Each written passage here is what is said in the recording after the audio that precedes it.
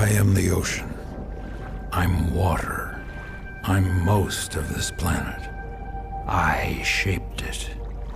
Every stream, every cloud, and every raindrop, it all comes back to me. One way or another, every living thing here needs me. I'm the source. I'm what they crawled out of. Humans, they're no different. I don't owe them a thing.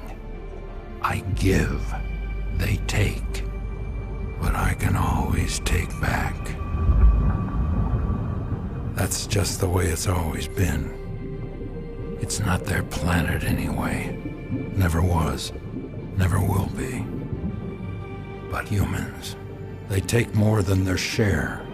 They poison me, then they expect me to feed them. Well, it doesn't work that way. If humans want to exist in nature with me and off of me, I suggest they listen close. I'm only going to say this once.